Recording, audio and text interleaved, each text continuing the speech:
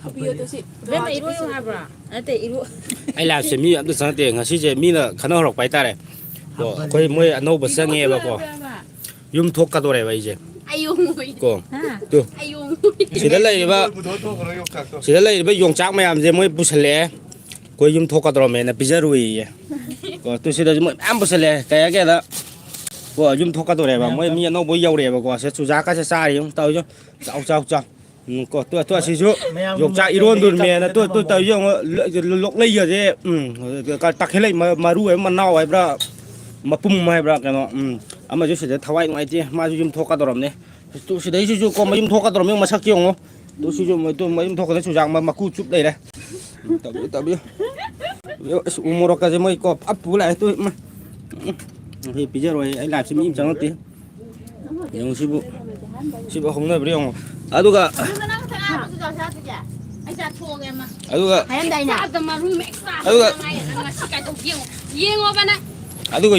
yum thuốc rồi play ticket các thứ này mới là sángไป play ticket mình đó chỉ phụ thuốc rồi nói chỉ là bảy anh này đang yêu là cái nào sẽ đang yum thuốc này đây sẽ play ticket sẽ tao cái bài rồi dạ này 이제 애라 주민 정학대야 또 오로 저래 봐. 또. 자이로. 자 탁게. 어제 비자들 주 사이도 탁세. Ai con glass bibi. Ai tengo la pizza. Cái nào? Quỳ đâu bagi. Tung đã suza am tăng đi sa chơi kìa. Cái này nó biết mấy đó. Có sao bên đây kìa. Ai thử ăn là sao?ไม่ใช่นะมองว่าได้ละมันจะเป็นอะไรมันตัวเปีย Ôi, dùng thua cả nuôi xài đó, nuôi xài đó anh nè, ôi nó pusal loa cả. À tôi tin năng là tung được cái gì nữa ta mình em ơi. Ngay thôi.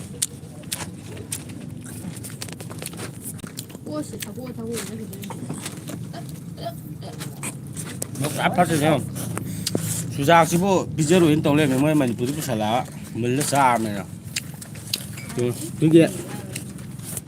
Dùng chắc cái gì không tới chưa? Dùng chắc vậy không?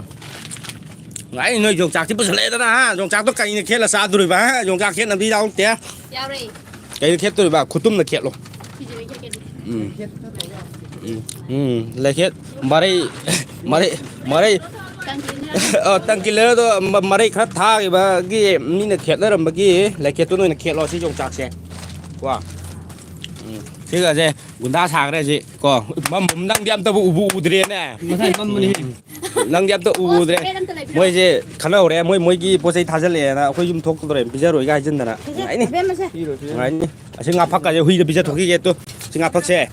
Xin ngáp phát cái gì? Có huy bây giờ mua đồ cái gì không? Cái zum thuốc cái tôi đấy bà. Ngoài. Này này. Xa cái đó.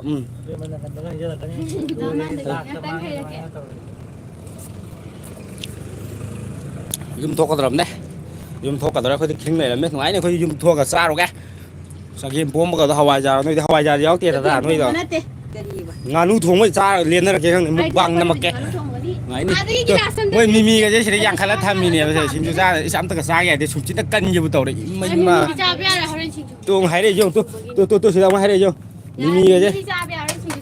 Mimi sao bây giờ hay đấy tôi sẽ lấy tôi Indo lắm tham mì dùng tôi sẽ lấy masak body khá phát ra và nên make up thả đó masak body khá phát ra nên make up có thả mà mai cụ thi đi lùi đấy lùi lùi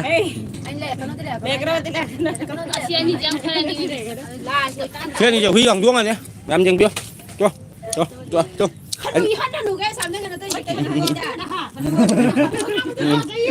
sắp thay lô cào kỳ rồi mà mình tự sắp Nát tiba kita lihat mau hai bani dah sekarang do angang mau saya tak tahu tahu heba. Nát macam ni kalau saya. Nah itu kan ni. Xe này sẽ trầm này cô, xe này sẽ trầm này mấy ông thuốc cái đồ này đấy. Manipuri itu sih lah dam deh. Cái em khalo này học xí lào này, cái em khalo nó, anh nó pass lại, anh sẽ cái này, học xí lào đấy mà học tu cả thâm này. Ê, nó sẽ cái em khalo nó. Ai nó ngọc thanh nhau, con nó trơn nè. ꯀꯥꯏ ꯌꯧꯔꯦ 또 마신네 ꯈꯔ ꯀꯜꯂꯦ ꯑꯁꯤꯅ ꯐꯥꯁ ꯂꯥꯏꯟꯗ ꯊꯝꯃꯒꯦ ꯃꯁꯛ ꯈꯔ ꯐꯖꯩ ꯍꯥꯎꯁꯐꯨꯜꯗ ꯁꯤꯅ ꯁꯦꯀꯦꯟ ꯍꯥꯎꯁꯐꯨꯜꯗ ꯃꯁꯛ ꯈꯔ ꯊꯤꯔꯞ ꯇꯧꯕꯅꯤꯅꯀꯣ ꯑꯩ ꯅꯁꯛꯇꯣ ꯃꯤꯅ ꯌꯦꯡꯉꯒ ꯀꯣ ꯍꯥꯎꯁꯤ ꯇꯤꯀꯦꯠ ꯁꯤꯜꯂꯔꯣꯏꯅꯦ ꯍꯥꯎꯁꯤ ꯇꯤꯀꯦꯠ ꯁꯤꯜꯂꯔꯣꯏ ꯃꯤꯇꯨ ꯇꯨ ꯃꯁꯛꯁꯦ ꯑꯁ ꯃꯁꯤꯕꯨ ꯍꯥꯎꯁꯤ ꯂꯥꯎꯒ ꯆꯠꯅꯈꯤꯗ꯭ꯔꯅꯦꯀꯣ ꯃꯁꯤꯕꯣ ꯁꯤꯁꯤꯃꯗꯤ ꯍꯥꯎꯁꯐꯨꯜꯗ ꯊꯝꯃꯅꯤ ꯃꯁꯛ ꯈꯔ ꯐꯖꯕꯅꯦ ꯃꯃꯥꯏꯗꯕꯨ ꯈꯔ ꯊꯤꯕ ꯋꯥꯅꯤ ꯃꯃꯥꯏꯗꯕꯨ ꯈꯔ ꯊꯤꯕ ꯀꯥꯇꯤꯅꯕꯨ ꯊꯤꯟꯒꯦ ꯇꯧꯔꯦ ꯀꯔꯤꯅꯣꯅꯦꯍꯦ ꯁꯤꯗꯤ ꯇꯥꯏꯉꯣꯕꯨ ꯃꯥꯜꯂꯤꯅꯦꯍꯦ ꯏꯁ ꯇꯥꯏꯉꯣꯅꯦ ꯄꯨꯔꯥ ꯀꯨꯂꯕꯤꯗꯨꯅꯤ ꯍꯥꯏꯔꯒ ꯃꯤꯅ ꯀꯨꯂꯕꯤꯗꯨꯔꯁꯦ ꯁꯤꯗꯩꯁꯤꯅ ꯁꯤꯁꯤꯅ ꯀꯣꯏꯅ ꯁꯝꯅ ꯐꯥꯔꯤꯕ ꯂꯥꯛꯀꯤꯗꯣ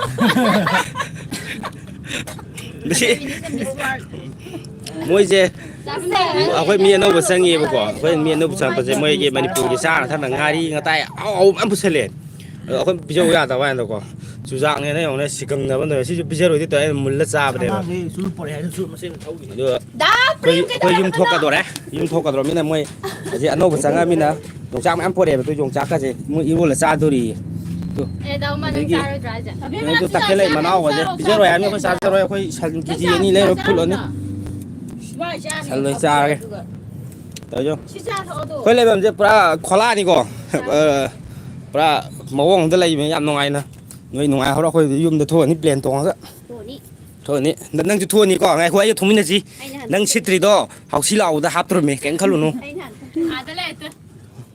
ꯇꯨ ꯁꯤꯗ ꯍꯨꯏ ꯑꯃ ꯂꯩꯔꯦ ꯍꯨꯏꯁꯦ ꯁꯤ ꯍꯨꯏꯁꯤꯁꯨ ꯃꯆꯥ ꯀꯣꯛꯀꯗꯧꯔꯦ ꯑꯗꯩ ꯉꯥꯒꯁꯦ ꯀꯩꯝ ꯈꯜꯂꯨꯅꯨꯀꯣ ꯀꯩꯝ ꯈꯜꯂꯨꯅꯨ ꯃꯌꯥꯝ ꯅꯨꯄꯤ ꯑꯅꯤ ꯂꯩꯔꯦ ꯁꯤꯠꯇꯕ ꯍꯥꯎꯁꯤ ꯂꯥꯎꯊꯣꯛꯑꯗꯕꯅꯤ ꯑꯩꯅ ꯍꯥꯎꯁꯤ ꯂꯥꯎꯊꯣꯛꯑꯗꯕꯅꯤ ꯂꯥꯛꯑ ꯇꯥꯛꯇꯗꯅ ꯊꯝꯃꯝꯃꯣ ꯍꯧꯖꯤꯛ ꯃꯤ ꯃꯁꯤꯡ ꯍꯦꯟꯒꯠꯂꯛꯑꯕꯅꯤꯅꯀꯣ ꯑꯩꯈꯣꯏ ꯐꯃꯨꯡꯒꯁꯦ ꯐꯣꯠꯂꯤꯕ ꯑꯃꯁꯦ ꯂꯥꯛꯇ ꯉꯥꯏꯔꯤ ꯃꯥ ꯐꯃꯨꯡ ꯐꯣꯠꯂꯤ ꯇꯣ ꯁꯤ ꯌꯥꯝ ꯐꯔꯣꯏꯗꯕ ꯑꯉꯥꯡꯅꯤꯁꯦ ꯌꯥꯝ ꯐꯔꯣꯏꯗꯕ ꯑꯉꯥꯡꯅꯤꯁꯦ ꯇꯨ ꯌꯥꯝ ꯐꯔꯣꯏꯗꯕ ꯑꯉꯥꯡꯅꯤꯁꯦ ꯌꯦꯡꯉꯨ ꯌꯥꯝ ꯐꯔꯣꯏꯗꯕ ꯑꯉꯥꯡꯅꯤꯁꯦ ꯃꯅꯤꯄꯨꯔꯗ ꯃꯇꯨꯅ ꯃꯥꯒꯤ ꯉꯥꯔꯤꯗꯒꯤ ꯀꯩꯗꯒꯤ ꯉꯥ ꯆꯥꯗꯒꯤ ꯍꯥꯞꯄꯛꯑꯦꯕ ꯏꯁ ꯃꯨꯁꯜꯂꯛꯏꯕ ꯏꯁ ꯐꯖꯔꯦꯕ ꯁꯑꯣꯡ ꯁꯥꯗꯥꯗꯤ ꯍꯨꯝꯐꯨ ꯍꯁꯇꯟꯒꯤ ꯍꯦꯔꯣꯗꯨ ꯃꯥꯟꯒꯦ ꯇꯧꯋꯦ ꯅꯨꯡꯉꯥꯏꯔꯦ ꯄꯨꯁꯜꯂꯛꯑꯦꯕ ꯃꯣꯏ ꯄꯣꯠ ꯆꯩ ꯀꯩꯀꯥ ꯑꯗꯨꯒ ꯑꯁ ꯑꯩꯈꯣই ꯂꯩꯐꯝ ꯑꯁꯤꯗꯤ ꯄꯨꯔꯥ ꯃꯩ ꯆꯠꯄꯤꯅꯦꯍꯦ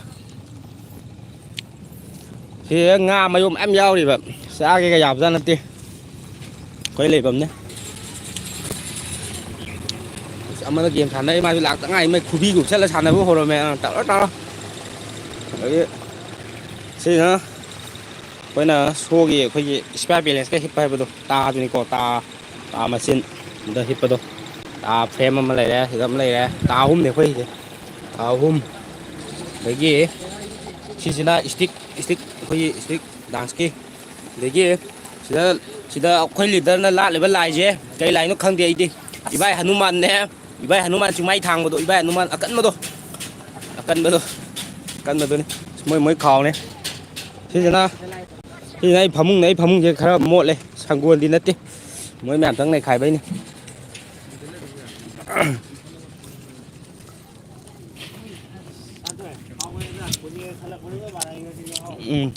ꯑꯃꯁꯤ ꯋꯤꯟ ꯊꯛꯄꯗ ꯃꯊ꯭ꯋꯥꯏꯁꯦ ꯍꯔꯥꯎꯋꯦ ꯅꯪ ꯋꯤꯟꯗꯨ ꯅꯪ ꯂꯩꯍꯧꯕꯗꯤ ꯌꯥꯔꯣꯏꯍꯦ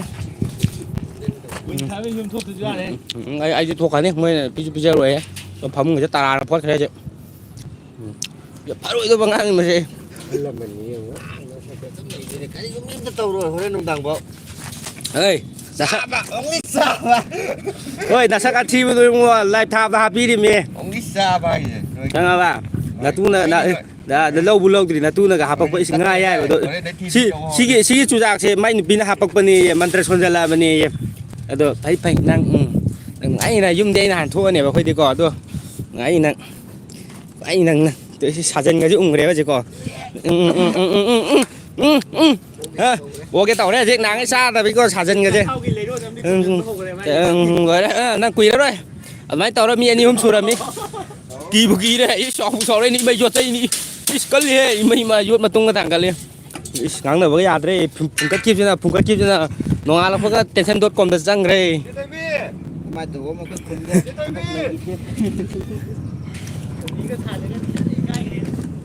ꯀꯥꯏ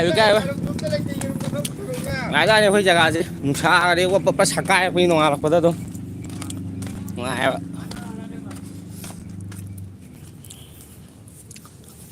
dọc sân chú lao lang một phẳng rồi nè mình gì mà thoại ngoại thì mình đi thua dọc sân tàu rồi hay phim tí còng thằng nào bà kiếm khá là nơi bên mà nơi này giờ thà vấn đề xét tất cả các anh là học sĩ lão tôi làm nè xin là sẽ cái học xuống thầm mà nè xin là pass học xuống thầm mà sao các bạn mà sao trong tay muốn màn văn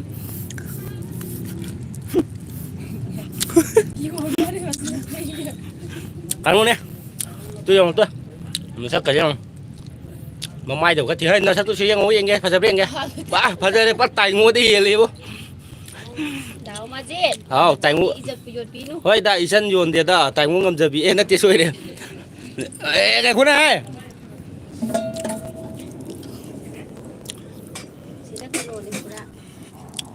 đó sẽ mà giữ lại sẽ giữ lại hậu mới đi lại hậu này bà con mới đi lại hậu đâm này bà sẽ sáng ở trên lại hậu đâm này bà tao tao dùng sáng hay xa rồi con rồi chào khung nó sẽ lấy đấy rồi chào khung sẽ lấy đấy dùng sáng mà làm gì con mới là xa rồi sẽ lấy này bà sẽ đấy thà tôi có tâm mình nó lấy ra tôi mà lấy thằng đấy mà ăn rồi sẽ cay xiên thôi này bà mày thằng đấy máy đôi lấy này mà ăn này cần số dùng sáng xa rồi cả Mamãe pada bi.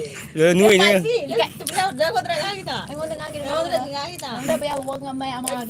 Tôi sẽ này phun ra đâm này để muốn như vậy nào. Aduh ni mah hak ya tu koro meh na itu.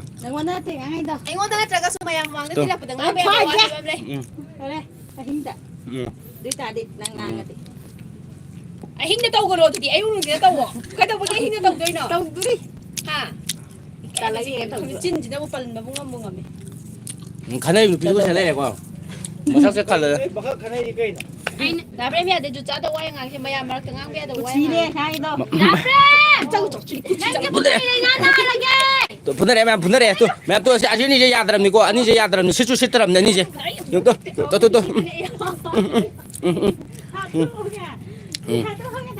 Mẹ cái mẹ hát ya tu koro nè. Thì bây giờ như cái này đấy. Ai chân lo anh nhỉ. Nó như đồ bắp cay vào mà nó cái này nó bạn. Dùng được cái có dùng được không như thế nào. Đó, zoom. Ở trong cái nó có thằng ao đi sinh tồn nó có không? Lại mới tha đi chứ. Cái không khăn được. Phi cái nào tao thì cái nó nè. Anh muốn tao phi cái này. Tao mà đâu. Lại mới tha chứ quả. Cái đó thằng ao không sinh tồn nó.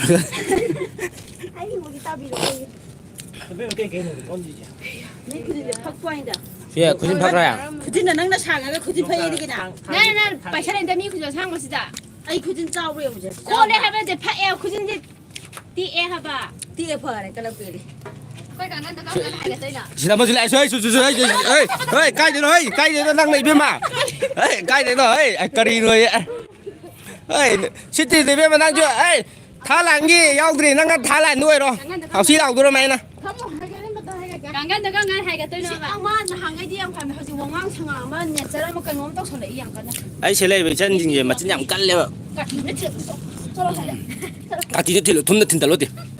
Yên kì. Cái anh nó cũng sang bây giờ có đi pha này bị đây bị. Rồi đấy, sit tao nupi đấy, sit tao đi rồi khăn đâu đối phong tori rồi. Mẹ cô. Đang cái cây mà rong kìa. Sai đi. Nó tao solo introduction tao solo. Đấy cái cây rồi. Introduction tao solo. Đấy tao muốn ngang quay ra bà. Anh nghĩ là một sai sai vậy thì chúng ta cũngมีcái cái cái thằng đó. Nên cái đấy cái mình rồi. Tôi có share đấy thôi. Chị, rồi đấy, sit rồi nupi này. Nupi này. Dạ là tao mà năng Tuh udah tuh. Nupi này mẹ con, nupi này sit rồi đi con. Rồi đây. Sit tao ani punar apa jadi rồi đây, mấy mà ở đây bị hai đứa nào bị. Cái nó tao gần như nói kia đấy. Anh kêu lên cái nó tao gì? Nuôi ra cái này nè. Dài cái. Nó có cái nga sai ni yare som sai 아 시지 kan oto hari yare Anh kita tao bulan lại sao shije em lại shije cái đó bị cái Khana mà lép tiệt cô mẹ, mới như thế. Thì khana mà lép tiệt tôi sẽ lấy tôi. alu ko na rồi dara mo chanda ni Ado ya aray ko. alay be po na rồi alu 뭐지 용짝 이런 돈이 알루 거나로에 알루 거나로에 시디 호렌 차이도 영상 제목만 콕콕콕 더비다 풋빼야다 브라바 야예 아두디 아둠 소이절로세 세 아둠 이런 데서 좀 싸야버네 용짝 좀 쿠키했다나 짜이까드는 깡소이 통다 다 오케했다나 또 아치우지 다 아무짓 만번 ui dây mà lì ai nè 다 아무짓 해버려 ô ama gì hay rồi mình mà làm như 다 này 엄마한테 알려줘 cái là 내또 à huy bukan bị dây mà lì bà lôi nè à chứ huy bukan gì bố mà mày mày bỏ à chứ huy bukan bị tụi bay mà rồi nè mà đi mà làm mày 말리 chỉ đây tụi bố tang bà nè có à chứ đi mà làm mày 하이 더운다 만데다 시디가 나 말리 다 앞에 만데 nè 알루고 나루이다 thế chứ nè thế chứ nè dùng chắc chết mà nó tụi này mới gì dùng chắc tiếp theo lẽ dùng chắc khét nó bấm ta hấp tiếp và mới qua khẩn gì đôi ta ra cái đi dùng con hấp tao mình là đôi ta đi kutum nó khét lo vậy không bà kutum nó khét bây giờ bên này vậy lấy nó khét cái đó dùng chắc sẽ jadi sisi kira sih khét lo nghe nghe giá này có gì dùng là bị phăng là hà rao ấy ở đây thì khóc bay tới cổ là cặp bây giờ thì tàu để dùng chắc thì cực khét là đi lấy thế chứ gì em dùng chắc sẽ dùng khói giáo tôi cho cây này khét bây giờ cái ba lần mình đã khai Manipur cái khai này công tác giúp phăng đi chứ đấy chứ khai này công tác phăng đâm như quoi gì cứ tụm nó khét rồi mẹ rồi ta tan tăng làm sao nó khét lại dùng chứ tắc ai dùng gì ini kita kagak thôi khét dài à ngoại thôi đi cai cai đi sang rồi chúng tao đó kamera mỗi giờ ra dùng chắc của nó khăng vậy à nga là thua xa kìa nga làm sao kìa hả ngoài chứ hả ngoài chứ siêu huy gì nó có nga giả thuốc này mà có ayah tuh Kami wata chỉ thấy nga phật cái giả thuốc này mà cắn đầu đi silai deh cái này tu nga tu xí lên ô nói chơi nơi miêu ta đấy đây đi giàu giờ rồi nó quay đi bây giờ rồi em nó quay đi giàu rồi bay rồi quay đi bây giờ rồi em jadu je ngon dan ini không dalai be ngon dan ini mới nó biết ni khăn này ngày thằng nga mày biết thà nó ngáp phật ai vậy nụ xả nó phầu huy thì giả thuốc ra tụi ai chơi mày chơi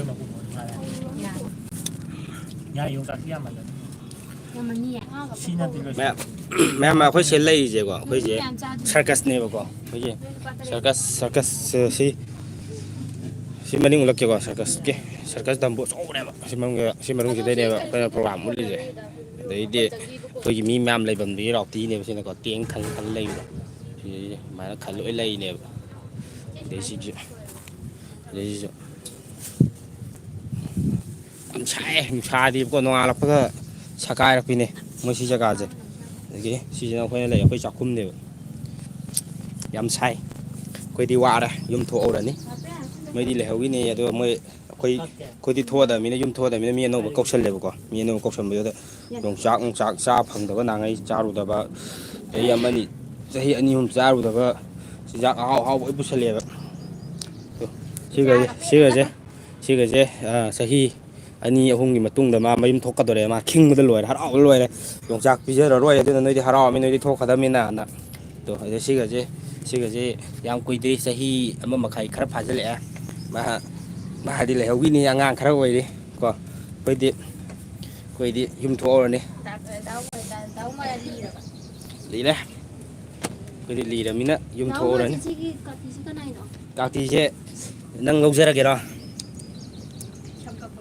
ấy 삼각 tôi vậy nè anh 삼각 vậy mẹ gia đình với ông bà khơi lấy mình nếu nupa mẹ chỉ có mấy tàu kia đã khơi cài lại cái này mới nó hạ lắm mà sắp chết khá mình riêng khá chỉ có thầm mà thông năng thằng ấy làm thua thì không rồi bà tôi mình ấy là hậu đua sắp chết bay rồi sắp chết từ sắp chết cái thầm mình khá là nhiều mẹ mà ấy lu cô ông này bà có sắp chết cái sắp chết sắp hạn là yao rồi bà sắp thì yao gì bà có sắp chết cái lúa xanh cái này ngon đi sau có làng mà giá trị mình phải rồi tôi bằng ngang khá lấy đi sẽ đấy đó lấy mình nó giảm ngay rồi tôi bạn có ai dùng đây thì thua cái cắt thôi nè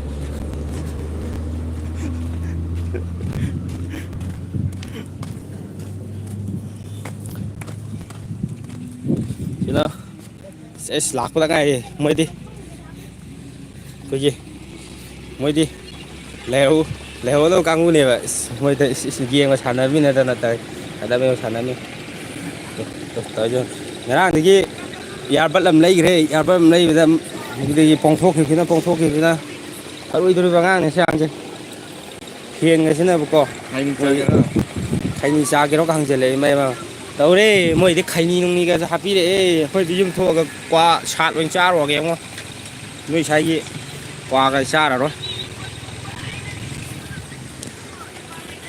ꯁꯤꯅꯤꯀꯣ ꯑꯩꯈꯣꯏ ꯂꯩꯐꯝꯁꯦ ꯌꯥꯝ ꯅꯨꯡꯉꯥꯏ ꯂꯩ ꯏꯁꯥꯅꯤ ꯉꯥꯛꯇ ꯉꯥꯏꯔꯦ ꯄꯥꯟ ꯐꯨꯠꯄꯗꯨ ꯑꯗꯨꯝ ꯐꯨꯠꯀꯗꯕ ꯍꯨꯃꯥꯡꯒꯁꯤꯗꯤ ꯆꯦꯟꯊꯔꯛꯀꯗꯕ ꯁꯤ ꯂꯥꯛꯏꯕ ꯑꯩꯒꯤ ꯏꯅꯥꯎꯁꯦ ꯉꯁꯤ ꯆꯪꯉꯛꯄꯅꯤ ꯉꯔꯥꯡꯗꯤ ꯆꯪꯉꯛꯄ ꯉꯔꯥꯡ ꯄꯥꯏꯁꯤꯜꯂꯛꯄ ꯉꯁꯤ ꯌꯧꯔꯛꯄ ꯑꯩꯈꯣই ꯂꯩꯐꯝꯁꯤꯗ ꯁꯤꯗꯩꯁꯤꯒ ꯃꯣꯏꯅꯤꯅ ꯄꯨꯁꯜꯂꯛꯄꯅꯦꯕ ꯑꯗꯣ ꯄꯨꯁꯜꯂꯛꯄꯁꯦ ꯑꯩꯈꯣꯏꯗꯤ ꯌꯨꯝ ꯊꯣꯛꯀꯗꯧꯔꯦꯕꯀꯣ ꯌꯨꯝ ꯊꯣꯛꯀꯗꯕꯅꯤꯅ ꯁꯤ ꯑꯉꯥꯡꯁꯤꯒꯤ ꯅꯨꯄꯤꯒ ꯀꯣꯏꯌꯦꯕ ꯃꯥꯗꯤꯀꯣ ꯅꯨꯄꯤ ꯑꯃꯗꯤ ꯀꯣꯏꯕꯖꯥꯠꯅꯦ ꯃꯥꯁꯨ ꯄꯥꯈꯪ ꯑꯃ ꯑꯣꯏꯕꯅꯤꯅ ꯅꯪ ꯅꯨꯄꯤꯒ ꯀꯣꯏꯕ꯭ꯔꯅꯦ ꯑꯗꯣ ꯃꯥꯒꯤ ꯃꯣꯏꯒꯤ ꯄꯣꯠ ꯆꯩ ꯉꯥꯔꯤ ꯉꯥꯇꯥꯏ ꯃꯤꯃꯤ ꯑꯗꯩ ꯍꯦꯟꯇꯥꯛ ꯅꯨꯡꯇꯥꯛ ꯑꯆꯥꯔ ꯃꯌꯥꯝ ꯍꯥꯞꯄꯤꯑꯕꯀꯣ ꯑꯗꯨꯗꯣ ꯆꯥꯕ ꯌꯥꯕꯗꯤ ꯌꯥꯎꯔꯦꯕ ꯉꯥ ꯑꯆꯥꯔꯒ ꯌꯥꯎꯔꯦꯕ ꯑꯁ ꯉꯧꯔ ꯍꯥꯞꯄꯛꯄꯁꯨ ꯌꯥꯎꯋꯦ ꯑꯗꯣ ꯃꯥꯏ ꯂꯧꯊꯣꯛꯑ ꯁꯥꯏꯅꯔꯛꯄ ꯏꯁ ꯈꯤꯇ ꯆꯥꯒꯦ ꯄꯤꯖꯔꯣꯏ ꯅꯣꯏꯗꯤ ꯌꯨꯝ ꯊꯣꯛꯀꯗ꯭ꯔꯕꯅꯤ ꯄꯨꯔꯥ ꯈꯟꯅꯕ ꯍꯧꯔꯦ ꯂꯣꯏꯔꯦ ꯑꯗꯨꯅ ꯌꯨꯝ ꯈꯔ ꯊꯨꯅ ꯊꯣꯛꯇ ꯌꯥꯗ꯭ꯔꯦ ꯌꯨꯝꯗꯗꯤ ꯊꯣꯛꯍꯧꯔꯒꯦ ꯏꯁ ꯃꯩꯃ ꯃꯣꯟ ꯍꯥꯏꯒꯠꯂꯨꯕꯗ ꯁꯥꯖꯟꯒ ꯂꯩꯔꯝꯃꯦ ꯑꯁ ꯁꯥꯖꯟꯒ ꯂꯩꯔꯝꯃꯦꯍꯦ ꯁꯥꯖꯟꯁꯤꯕꯨꯗꯤ ꯑꯩꯈꯣꯏ ꯎꯝꯗꯦ ꯇꯂꯞꯀꯨꯝꯕꯗꯤ ꯈꯔ ꯆꯥꯕ ꯋꯥꯅꯤ ꯑꯩꯈꯣꯏ ꯒ꯭ꯌꯥꯟ ꯇꯥꯕꯅꯤꯅ ꯀꯩꯗꯧꯒꯦ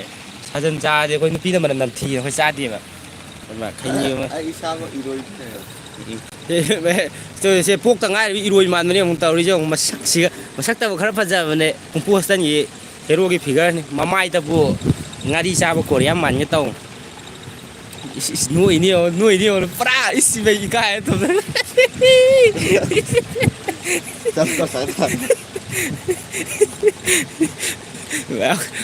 ꯉꯁꯤꯗꯤ ꯃꯤꯁꯤꯡꯁꯦ ꯈꯟꯅꯕ ꯍꯧꯔꯦ ꯉꯁꯤꯗꯤ ꯐꯦꯟꯒꯁꯨ ꯍꯨꯝꯃꯤ ꯃꯣꯏꯁꯤ ꯗꯝꯕꯨꯔ ꯃꯅꯨꯡꯁꯤꯗꯀꯣ ꯑꯩꯈꯣꯏꯗꯤ ꯐꯦꯟꯒ ꯍꯨꯝꯕꯤꯗꯦ ꯑꯩꯈꯣꯏꯗꯤ ꯆꯠꯀꯗ꯭ꯔꯣꯃꯦꯅ ꯈꯔ ꯂꯥꯛꯅꯩ ꯃꯣꯏ ꯂꯩꯍꯧꯗꯕ ꯀꯥꯡꯕꯨꯅꯦ ꯃꯣꯏꯗꯤ ꯐꯦꯟꯒ ꯍꯨꯝꯕꯣ ꯃꯑꯣꯡ ꯑꯃꯗ ꯃꯣꯏ ꯇꯧꯔꯤꯁꯦ ꯒꯦꯝ ꯂꯥꯏꯐ ꯊꯥꯈ꯭ꯔꯦ ꯀꯦ ꯒꯦꯝꯒ ꯁꯥꯟꯅ ꯍꯩꯕ꯭ꯔꯦ ꯅꯪꯕ ꯐꯔꯦ ꯃꯌꯥꯝ ꯑꯗꯣ ꯅꯨꯡꯉꯥꯏꯔꯤꯕꯣ ꯁꯨꯝ ꯑꯃꯁꯦ ꯅꯨꯡꯉꯥꯏꯔꯤꯌꯦ ꯕ꯭ꯔꯣ ꯅꯨꯡꯉꯥꯏꯔꯤ ꯌꯨꯝ ꯊꯣꯛꯑꯝꯗꯥꯏꯅꯤꯅ ꯅꯨꯡꯉꯥꯏꯔꯤ ꯑꯩꯁꯨ ꯅꯨꯡꯉꯥꯏꯔꯤ ꯌꯨꯝ ꯊꯣꯛꯇꯧꯔꯕꯅꯤꯅꯀꯣ ꯌꯨꯝ ꯊꯣꯛꯀꯗꯕ ꯀꯨꯏꯗ꯭ꯔꯦ ꯌꯥꯝꯗ꯭ꯔꯦ ꯅꯨꯃꯤꯠ 4ꯅꯤ 5ꯅꯤꯇ ꯉꯥꯏꯁꯤꯜꯂꯛꯑꯦ ꯌꯨꯝꯗ ꯀꯥꯞꯊꯣꯛꯀꯗꯕ ꯑꯩ ꯈꯪꯅꯤꯌꯦ ꯀꯩꯗꯧ ꯈꯪꯉꯣꯏꯗꯣꯏꯅꯣ ꯕ꯭ꯔꯣ ꯏꯕꯣ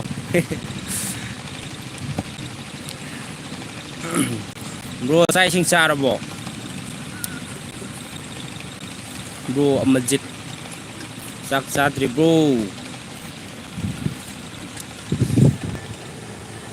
ꯑꯗꯣ ꯉꯁꯤꯗꯤ ꯑꯩ ꯍꯩꯗ꯭ꯔꯕꯥꯠꯇ ꯂꯩꯌꯦ ꯍꯩꯗ꯭ꯔꯕꯥꯠꯇ ꯆꯥꯗ꯭ꯔꯤ ꯍꯩꯗ꯭ꯔꯕꯥꯠꯇ ꯀꯅꯥꯒ ꯂꯩꯃꯤꯟꯅꯩꯅꯣ ꯑꯩꯈꯣꯏ ꯃꯣꯏ ꯑꯅꯤꯁꯦ ꯉꯔꯥꯡ ꯍꯩꯗ꯭ꯔꯕꯥꯠ ꯏꯝꯐꯥꯜ ꯇꯨ ꯍꯩꯗ꯭ꯔꯕꯥꯠꯇꯒꯤ ꯄꯥꯏꯔꯒ ꯑꯗꯩ ꯑꯩꯈꯣꯏꯒꯤ ꯁꯤꯒꯤ ꯀꯔꯤ ꯑꯩꯈꯣꯏꯁꯤ ꯂꯩꯁꯦ ꯀꯥꯔꯅꯥꯇꯀꯥꯗ ꯂꯥꯛꯏꯅꯦ ꯃꯣꯏꯁꯦ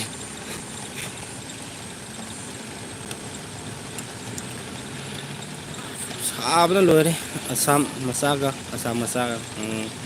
ꯀꯩꯀꯩ ꯍꯣꯠꯅꯔꯤꯅꯣ ꯀꯩꯀꯩ ꯊꯕꯛꯀꯤ ꯂꯩꯔꯤꯒꯦ ꯕ꯭ꯔꯣꯕꯣ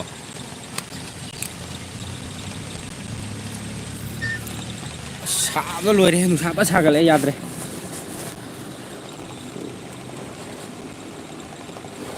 ꯁꯣ ꯂꯥꯛꯀꯦꯔꯣ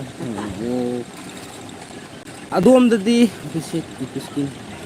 ꯕ꯭ꯔꯣ ꯑꯗꯣꯝꯗꯗꯤ ꯑꯩꯈꯣꯏ ꯁꯣꯒꯤꯁꯦ ꯂꯥꯛꯄꯁꯦ ꯐꯔꯛ ꯇꯥꯗꯧ ꯃꯥꯜꯂꯦ ꯍꯥꯏꯗꯤ ꯃꯣꯏꯁꯤꯗ ꯑꯇꯣꯞꯄ ꯍꯥꯏꯗꯣꯛꯄ ꯌꯥꯗꯦꯕ ꯃꯣꯏꯁꯤ ꯂꯩꯔꯤꯁꯦ ꯑꯗꯣ ꯈꯪꯗꯦ ꯑꯗꯨꯝ ꯍꯩꯗ꯭ꯔꯕꯥꯠ ꯂꯣꯝꯗꯁꯨ ꯑꯩꯈꯣꯏ ꯃꯤꯇꯩ ꯃꯆꯥ ꯃꯌꯥꯝ ꯂꯩꯕꯅꯦ ꯔꯥꯃꯣꯖꯤ ꯐꯤꯂꯝ ꯁꯤꯇꯤ ꯂꯣꯝꯗꯁꯨ ꯑꯗꯒꯤ ꯑꯗꯣꯝꯗꯁꯨ ꯃꯤꯇꯩ ꯃꯆꯥ ꯃꯌꯥꯝ ꯂꯩꯕꯅꯦ ꯏꯚꯦꯟꯒꯤ ꯆꯠꯄꯀꯣ ꯑꯩꯈꯣꯏꯅ ꯑꯃꯨꯛ ꯏꯚꯦꯟ ꯆꯠꯇ꯭ꯔꯦꯕ ꯏꯚꯦꯟꯒꯨꯝꯕ ꯆꯠꯄ ꯑꯣꯏꯇꯥꯔꯒꯗꯤ ꯍꯥꯏꯗꯣꯛꯄ ꯌꯥꯏꯑꯕ ꯑꯩꯈꯣꯏꯅ ꯗꯥꯏꯔꯦꯛ ꯄꯥꯔꯃꯤꯅꯦꯟ ꯑꯣꯏꯅ ꯂꯩꯁꯟꯈꯤꯕ ꯁꯔꯀꯁꯁꯤꯗ ꯑꯗꯣ ꯑꯩꯈꯣꯏꯕꯨꯗꯤ ꯌꯨꯝ ꯊꯣꯛꯑꯅꯤ ꯑꯩꯕꯨꯗꯤ ꯌꯨꯝ ꯊꯣꯛꯑꯅꯦꯕ ꯃꯣꯏꯕꯨꯗꯤ ꯂꯩꯍꯧꯈꯤꯅꯤ ꯑꯩ ꯌꯨꯝ ꯊꯣꯛꯇꯕ ꯌꯥꯗ꯭ꯔꯦ ꯀꯨꯏꯔꯛꯑꯦ ꯃꯇꯝ ꯈꯔ ꯌꯨꯝꯗ ꯂꯩꯔꯨꯔꯗꯤ ꯑꯗꯨꯒ ꯑꯃꯨꯛ ꯆꯪꯉꯛꯈꯤꯅꯤ ꯆꯪꯉꯛꯄꯕꯨꯗꯤ ꯑꯩꯁꯨ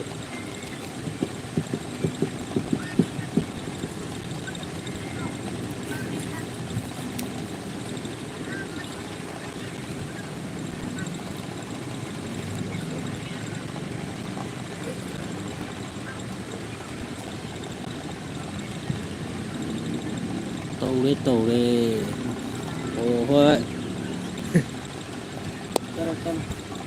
hello bro ngasih gitu bye bye ai live lo chal lagi ai thabak ngang tang lo chal lu gi thabak bak sale je mai tharu gi sai de thabak sa ga le ngasih gitu lo chal lagi matang sih ma'am bye bye sih di live lo chal lagi ado nang di sam ga amta haudre hoi bro sam di haudi ko pa ra ba pa da dai na nungai te na thì cái đó mình ủ xì lại thằng chăm thì cái thằng thì phẩm ra đây sò lũi cuộc phu lên oi xí đấy bro mà tăng thế rồi sẽ lấy em lại bye bye mà tăng đông thêm này xí thì rồi sẽ lấy của em thầm mà cái lại rồi sân gì của em